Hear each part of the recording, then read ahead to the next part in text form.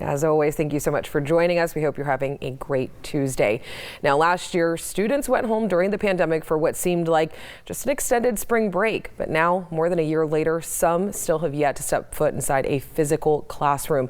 So tonight, we're taking an in-depth look at Kern's largest districts and the lack of students that are now returning. And data from the Kern High School District actually shows that seniors had the lowest rates of return. Roughly 24% of those students went back to in-person learning, and only 30% of juniors went back to schools across the county.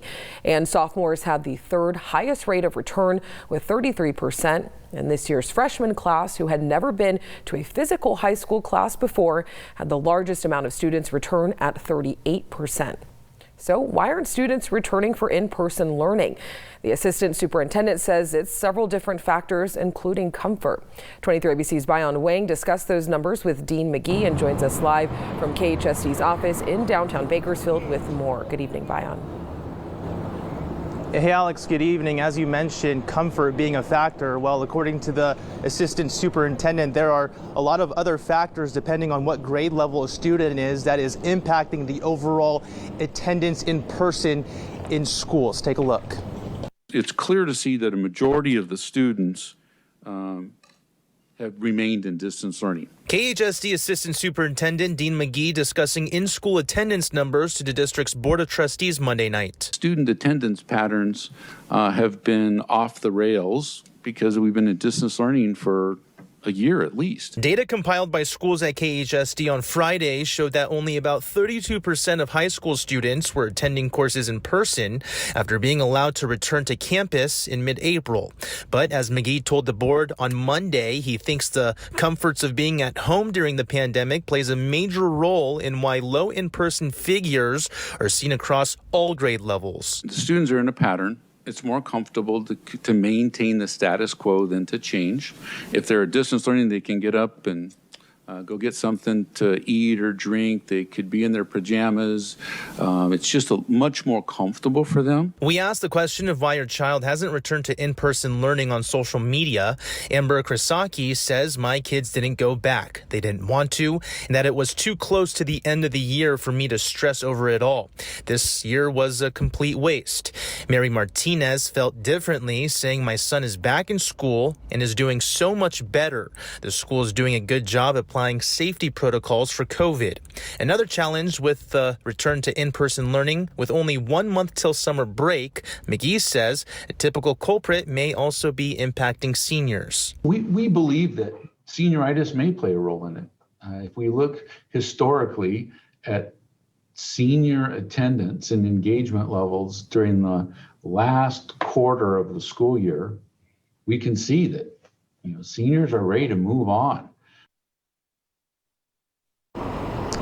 And McGee would add that because in-person instruction is voluntary right now, there isn't really anything holding students accountable for showing up to the classroom. Alex?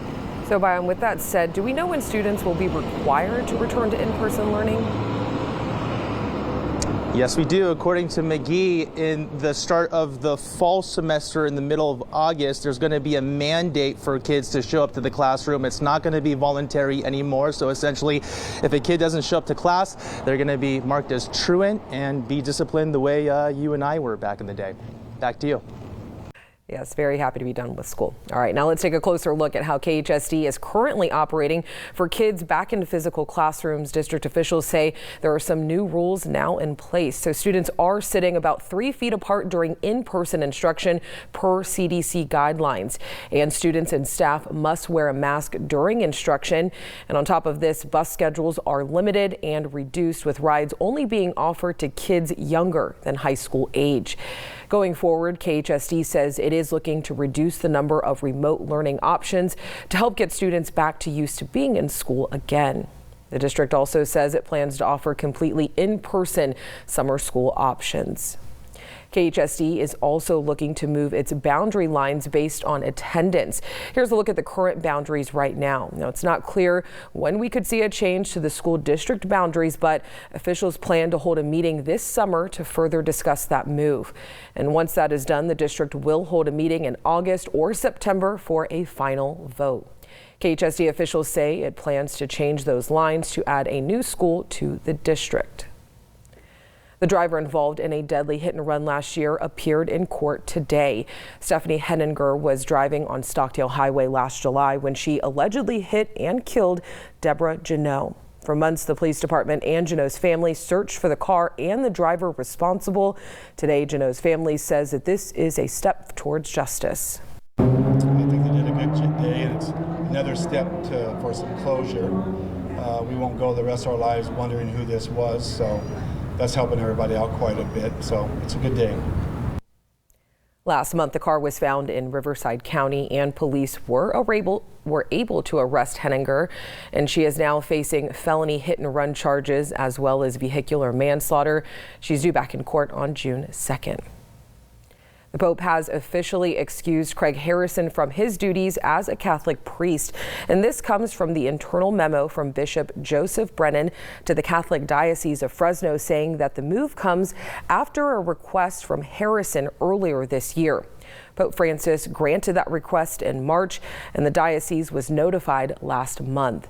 Harrison remains in an ongoing legal battle with the Diocese of Fresno after he claims that he was defamed on a public radio show. That defamation suit came after several allegations of sexual abuse directed at Harrison.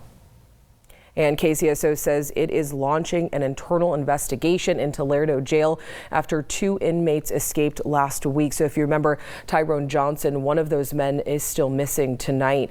Now, Johnson stands at about 5'7", weighing about 160 pounds. He was arrested back in 2018 for his involvement in the shooting death of 3-year-old Major Sutton. KCSO says that if you do see Johnson, do not approach him and contact 911 immediately. Governor Newsom addressed efforts to recall him today at the state's capital. The governor also calling out the people behind the movement. Now is not the time to waste hundreds of millions of dollars on a recall effort that is nothing more than a partisan power grab. The governor said 2020 was a hard year for everyone, and he realizes that many people have turned on him. Newsom also says that he's trying to work to regain voters' trust as a recall election nears.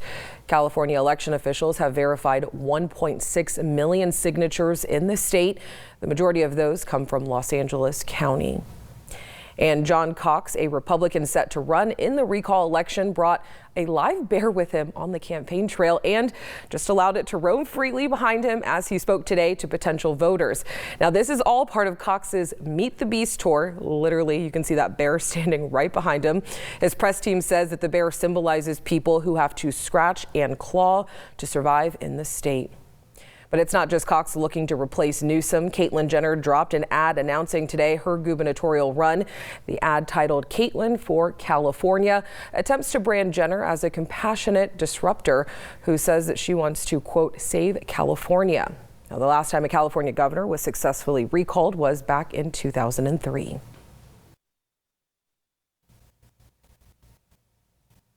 In today's Kern's Kindness, we're taking a look at ways that people are brightening lives and bridges, so we'll have more on that coming up next. And it's also a day dedicated to Star Wars fans across the nation. We even have our own fan right here in the studio, which we'll get to right after the break. But Brandon? Definitely a fan. You're right about that. 90s for us today. Could be very close to 100 degrees in Bakersfield tomorrow. I'll have your forecast coming up. All right, get your lightsabers out. It's National Star Wars Day.